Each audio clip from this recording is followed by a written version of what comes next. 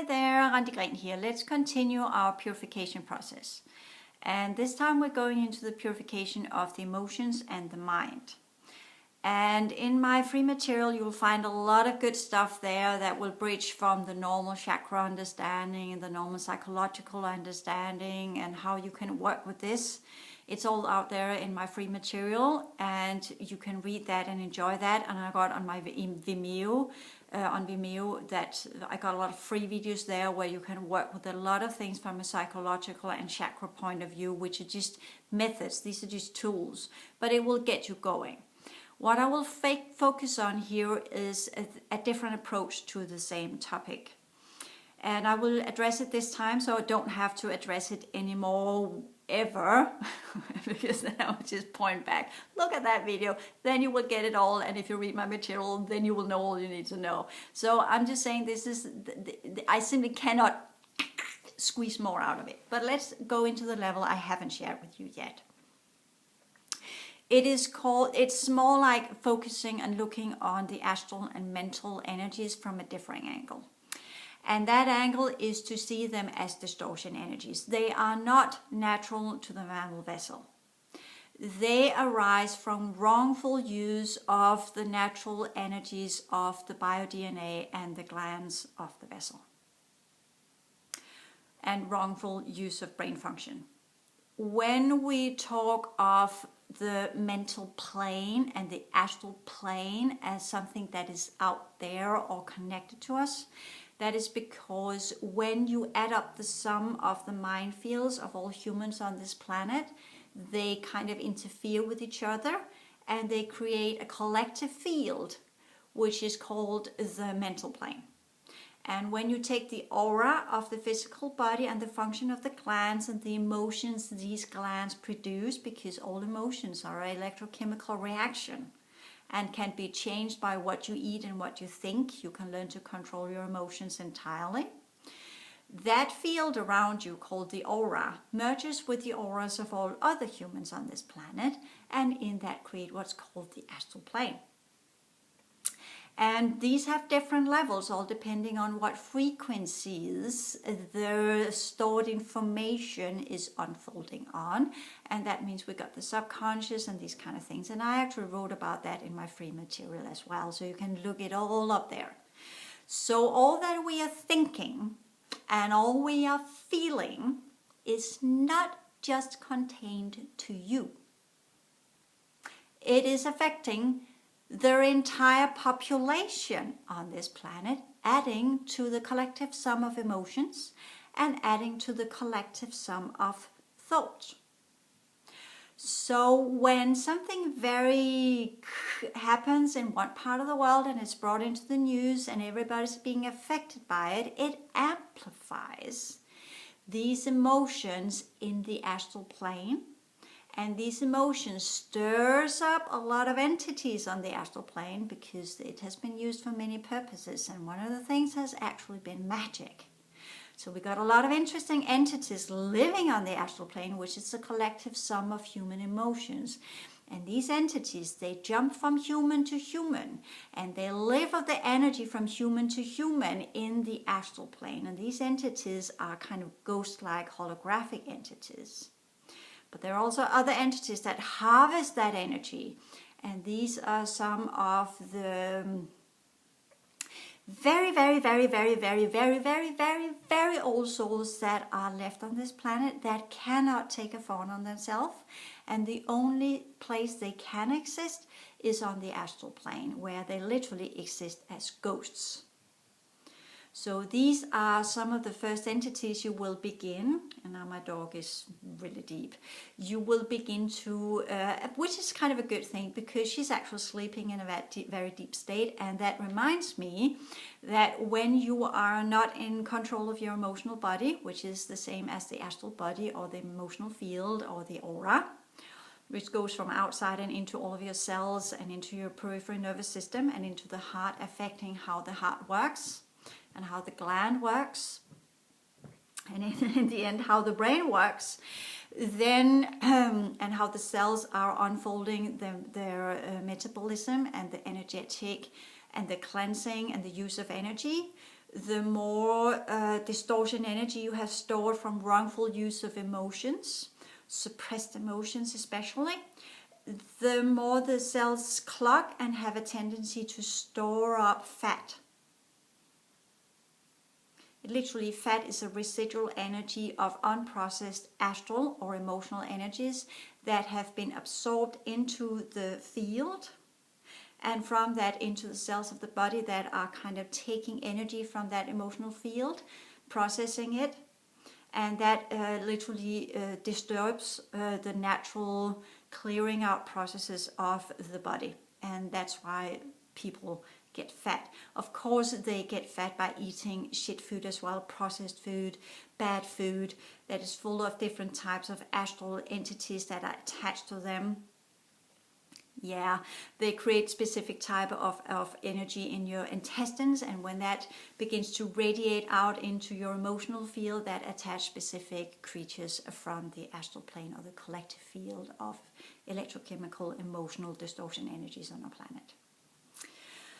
So one of the first things that is important to learn is that you learn to control your emotions, and there has been given so many information about that, and that's where the chakra system comes in, because the chakra system is a kind of mental construction.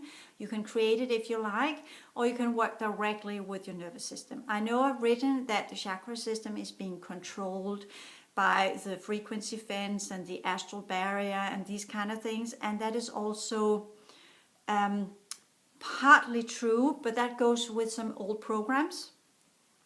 And this is mostly for the very ancient human templates that actually are born with a chakra system. The newer hybridized ones do not have the chakra system. They have an equivalent, but something different. And actually you don't have to work with it at all, because it is a mental construction. And if you have constructed it in a previous incarnation, you can deconstruct it again.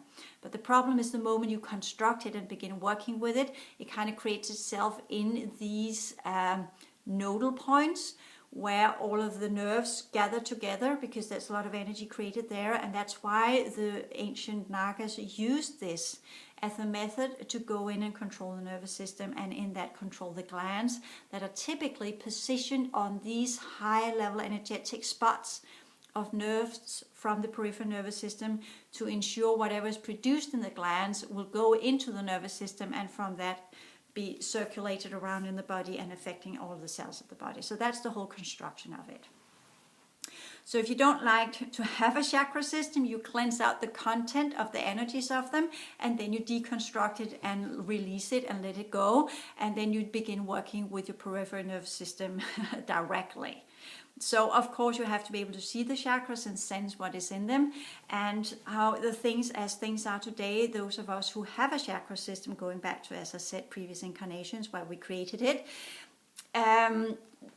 we have a little bit of cleansing issues with them, because the chakras today, because of the energetic state of our planet, the contamination level and distortion energies of the emotional field, are literally being the nests of parasites that literally grow out of the chakras themselves, because all of the genetics and the old energy and the things that are not working correctly in our bodies, the chakras have kind of become one of our enemies, and we need to dissolve it and get rid of the chakra system by literally releasing the content of it, clearing it out and removing it, and then deconstruct it, and then just learn to work with the glands on their own, purifying them to their natural mammal state. And this sounds so much easier than it is. This is years of work.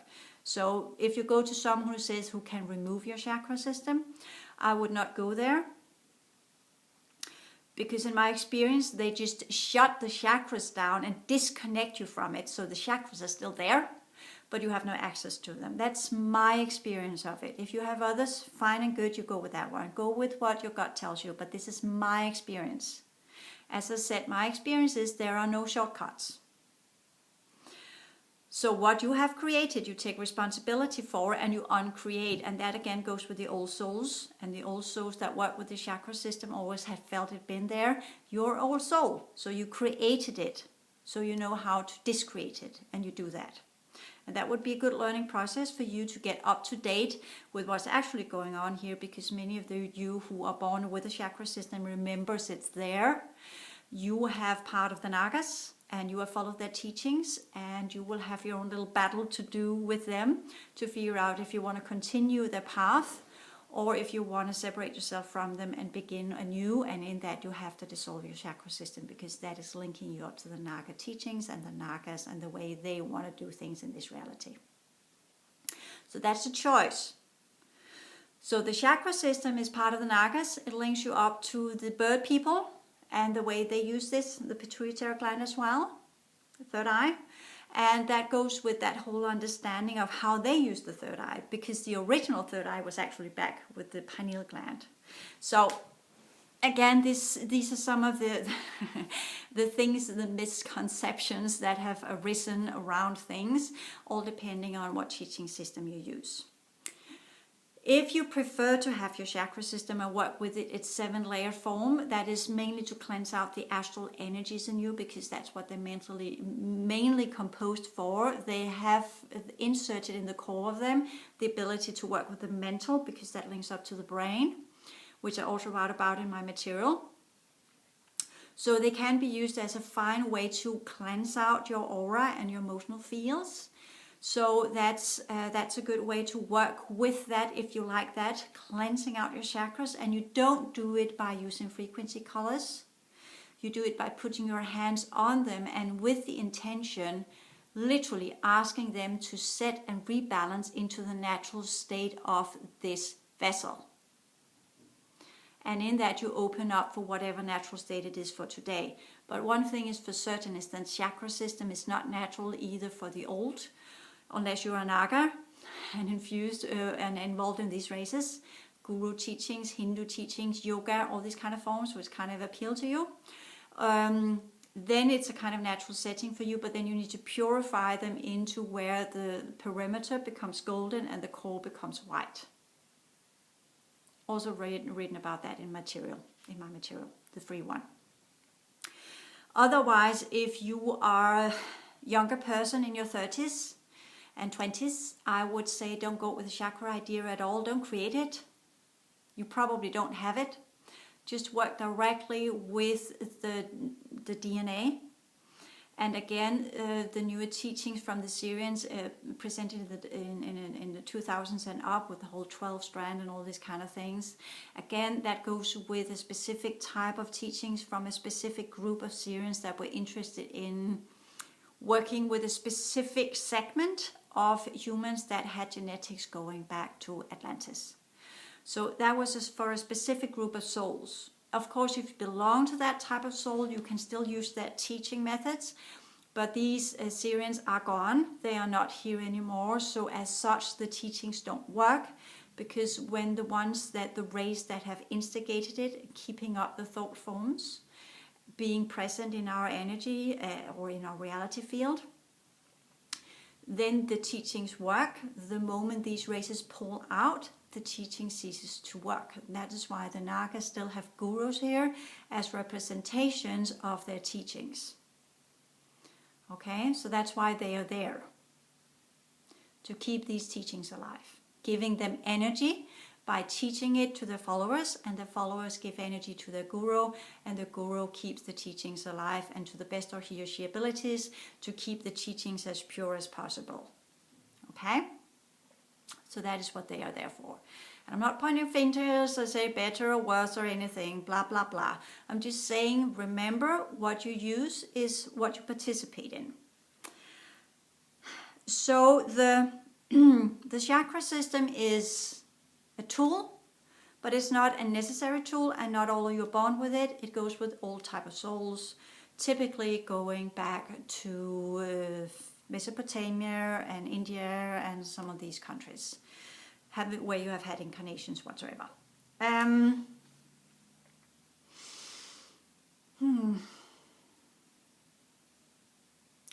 I think that the most important thing is to understand that your emotions are not your own. I have a tendency to get very emotional at times. And I've cleared and purified my emotions to the best of my ability, but I still have a little bit of issues to work with when I get a little bit angry. Some of the ones who knows me know that I can get a little bit strict when I am being pushed, but that's because I kind of got a warrior in me and I'm working on that level. I'm working on it, but I will not let it totally go. I'm learning to use it correctly, because with some of these races, it's a type of energy that is very important to emit. When you discover you have got some parasite attached to you, you just clean it out, or you discover you got some kind of Orion insectoid attached to you, anger is one of the ways to go in and interfere with these creatures. Now we have talked a little bit about the physical thing and the kill. And mantids and nature eat each other. Spiders eat each other. So insectoids themselves are kind of very warring-like and very aggressive. So some of the things, that's when you are in front of a predator, you need to be a predator. Not killing, that's not what I'm saying. But if they face you with aggression, you need to hold the same level of aggression. And that's an energy.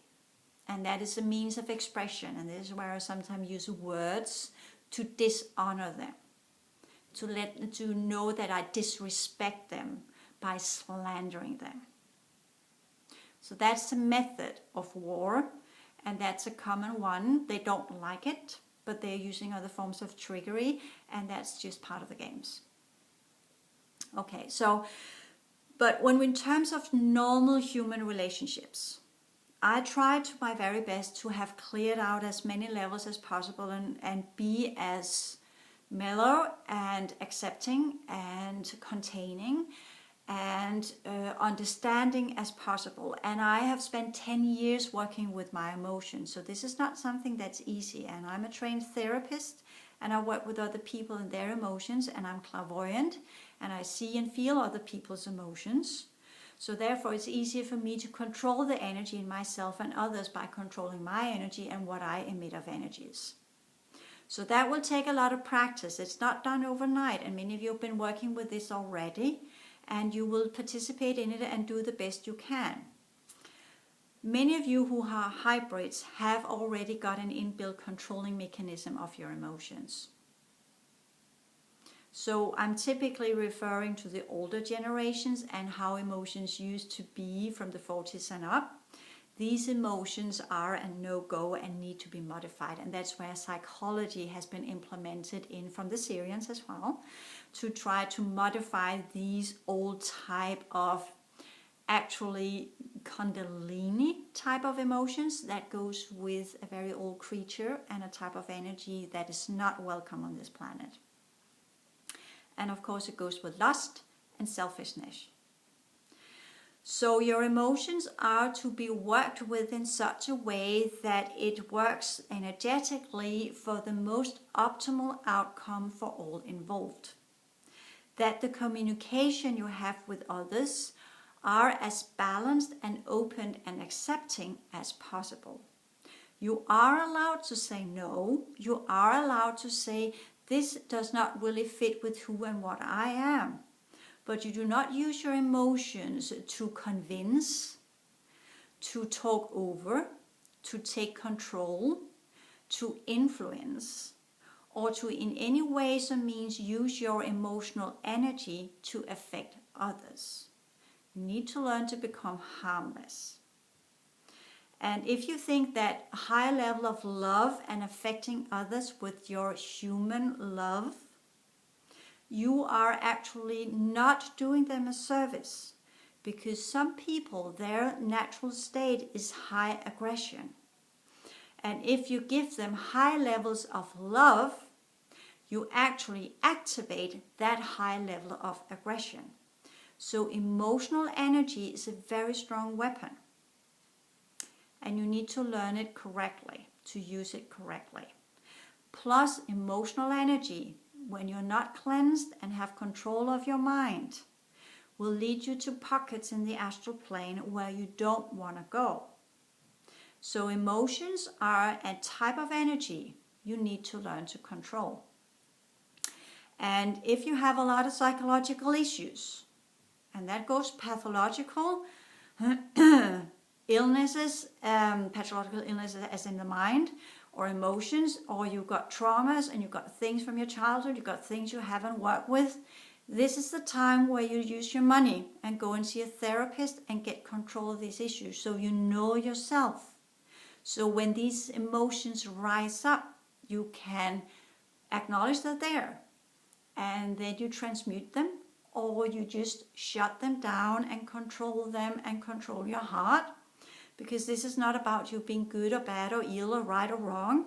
This is about you are what you are, and you need to learn to administer the energies you're composed of, and that is the way to do it. And meditation is a brilliant tool to learn to control your emotions. Introspection is also a brilliant tool. Learn to know yourself. And self-healing, working with the heart, is a brilliant way of learning to control the energies of the heart in meditation as well. And of course, in daily practice of sensing energy, sensing other humans' energy, and trying to meet that energy in a correct way. I'm also talking about that in my free material.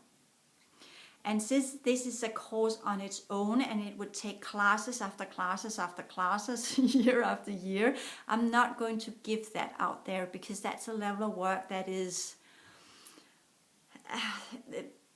that takes time. And I would say that the few that work very closely with me, that kind of becomes an integral part of the other types of energy work we're doing, because all can be worked with and all can be solved. And most of the emotional issues you have got are due to hurt or traumas or hidden emotions or distortion energies, which you then clean out.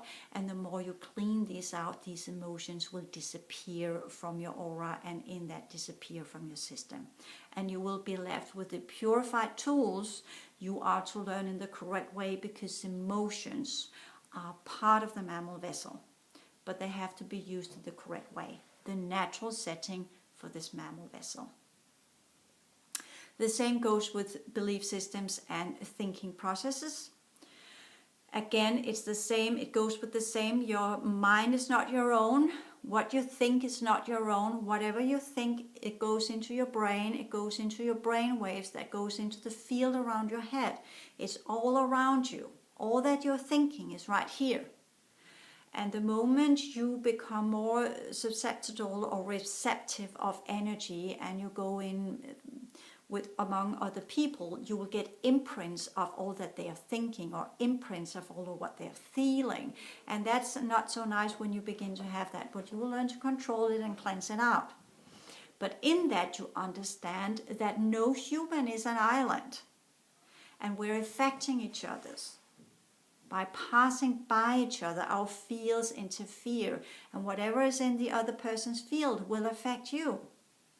So we are walking around contaminating each other by what we think and what we feel. And that is where these races say that the moment the fourth density comes back, the transgression rules come back in and affect humans again, the karma, it will be instant.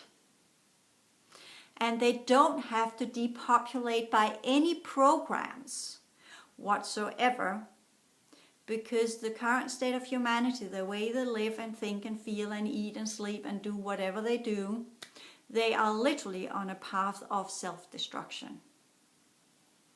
And that is also why some of the human races from other systems have come in to try and assist in this, and literally say, okay, let's figure out not to self-destruct an entire civilization. And that's why some of the Syrians are coming in and say, okay, we put in modulation technology or modification technology so that we control the human emotions, and in that make a slow transition into the fourth density. So all of this is in the making as well. So, but it's a level of awareness.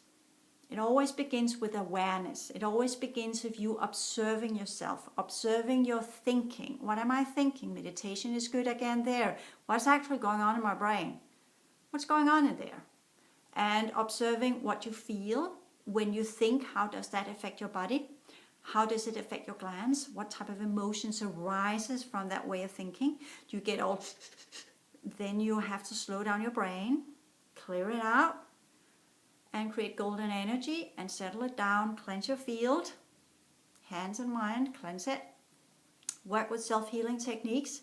Healing is not something you develop to heal others. You actually develop it to heal your own field. That's what controlling of the energies are for. You control your own energies in your fields by doing self-healing. So healing is not for others. Can be used for that, but it's mainly to self-heal your own body and ensure that it's always in the most perfect, purified, natural state of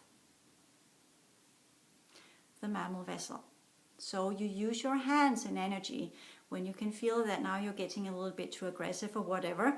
Control the pineal, slowing down the insectoid energy, purifying it. Sometimes they get a little bit things going on there. You pull it away and you ensure the throat works well. You pull it away and the pituitary, and this is where you just use your attention again and you make the circulation right in golden energy, and that calms you totally down. So this is how to work with it. It's not that you're not allowed to have your emotions, but you need to be able to control them, turn them on and off. Because the mammal vessel is one of the few vessels, because of Pleiadian genetics, that actually is able to produce enormous amounts of energy. And at the same time, it's able and capable of creation from these energies. And it's also, and that's one of the very beautiful things about the Pleiadian genetics, the old ones, capable of, because of these enormous amounts of energy, because of these enormous amount of creational powers, able to change realities and purify them in such a way that it can become a very beautiful world. So that's some of the Pleiadian genetics, what they are capable of. Unfortunately, these very old human true Pleiadian races are extinct. But we still got some of these type of Pleiadian genetics in us. And that's a very, very beautiful strand. And it's part of this mammal vessel. And that's what makes it so unique. And we should really treasure that purity and that caring and that love that comes with it. You can literally feel how I amplify my energy here, giving it good energy, focusing on these ancient races, and then you will begin to feel the energy of these Pleiadian races and what the heart field of this mammal vessel actually is capable of. And that is what I want to revive. But you can't revive it as long as you're full of distortion energies. So you need to work with yourself, purify your heart, literally, the Pleiadian heart. Sorry about that, spitting all over the place here. Making the 3 glands work correctly up here. And from that connect the heart with the Pleiadian mammal genetics that are some of the most beautiful one of the humanoid races. And all of the humanoids were envious of these Pleiadians. And they wanted these genetics because first and foremost they can create. Secondly, they can create huge fields of energy. And unfortunately, that led to the demise of these very special Pleiadian races. But their genetics are part of our physiology. And that goes with the real understanding of what service to others mean. And that's a part of that Pleiadian genetics. And it is nothing about being humble, but it is about that strength that goes with these purified genetics and the huge capacity of creating and amplifying and giving the correct type of energy to make others progress. That is what these Pleiadian teachers or elders were able to do. In their presence, when they had developed their heart field correctly, they could alter worlds, they could alter civilizations, and they could induce an energy into people that literally made them delete the soul progression, the transgression rate and being affected by the energies. So being a little bit being affected, they could affect other people, go in and literally alter the transgression rate by going in and having that energy on their own in their heart. And in that redeem them from their transgression rate and lift up whole civilizations. And there was an attempt to do this 2,000 years ago here. Okay? So that's all I'm going to say about that. That did not go so well.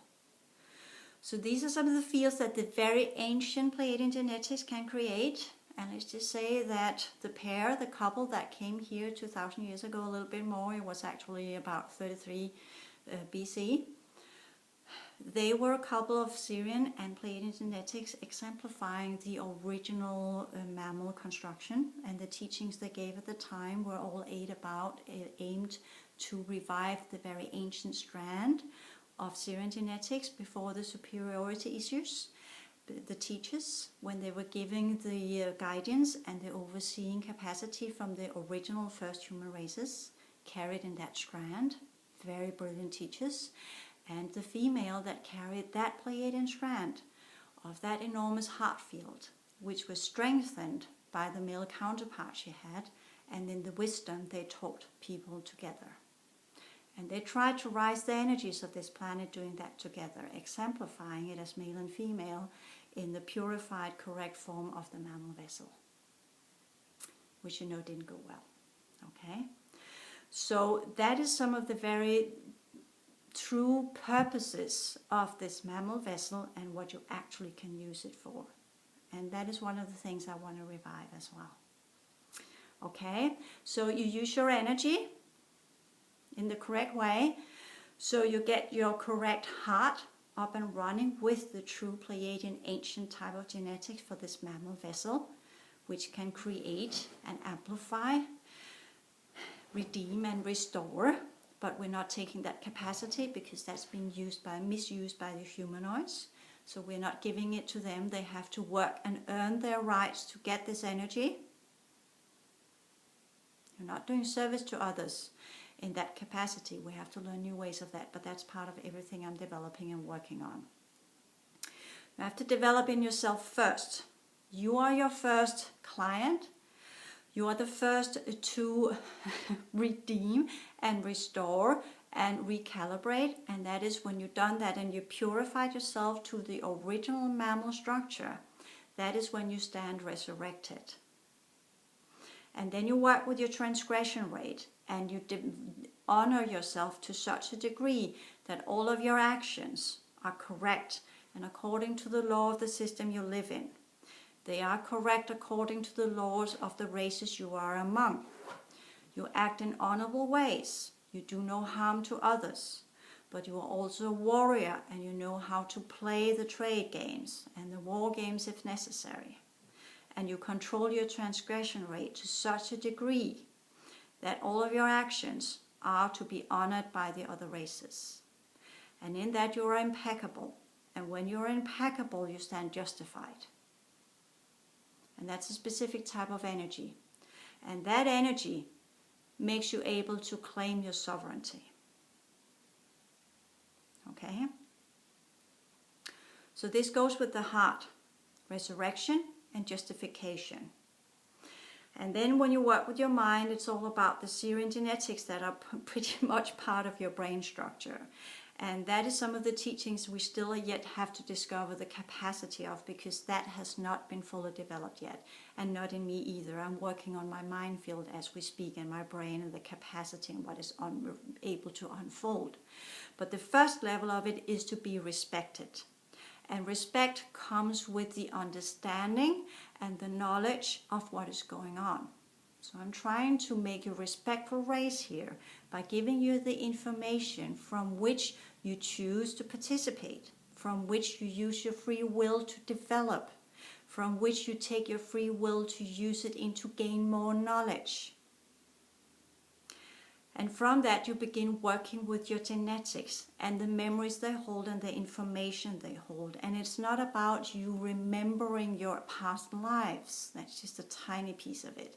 It's how you use these genetics. And these genetics of the mind are a little bit different than the ones of the heart, because they're Syrian. And that goes with the conjunction or the unification of the heart and mind of the Pleiadian Syrian mammal construction. And I'm still working on that one, so I can't give you much here. But the first thing is respect. And respect comes with the knowledge and the knowing of what's going on and the knowing of the games and meeting other races with respect, no matter where and what and who and what they are. And respect means that you know exactly what you're standing in front of, and you know exactly how to communicate with that race, and you know the rules of that race. And then you think, how can I know that? Because that's part of the brain capacity. Because the Syrian genetics used to be overseers. So they were given from the true human races the knowledge of all of the systems in this universe, the principles of all of the systems of this universe, how all of the races could be constructed from that level of genetics they had. So that's the capacity of the human brain when it works correctly. The understanding to see and understand all races in this universe. Okay? And when the mind and the brain works correctly, the eyes will see out and inner in all dimensions, and it will be able to see the races that are there, expand the consciousness into these systems and communicate with them telepathically, and your mind and brain will see exactly and know exactly who and what you're talking with, and how to talk to them, and how to honor their rules by your presence and the energy you have. And sometimes you honor the rules by being aggressive. You have to remember that. The Pleiadians were great lovers and carers, but they were also great warriors. And in terms of entering a system that was very hostile, they came in as warriors. And they were feared, just as they were honored and revered for their high capacity of creation. They were also feared as warriors, because the same creational field from their heart that could purify and cleanse civilizations could be turned into the exact opposite. So we have to learn that it's not, when we talk about matters of the heart, it's a specific type of energy that allows this human race to help and assist other races. That's the Mammal Pleiadian project with the Syrians, to solve issues in their own systems, to help the other races develop and progress.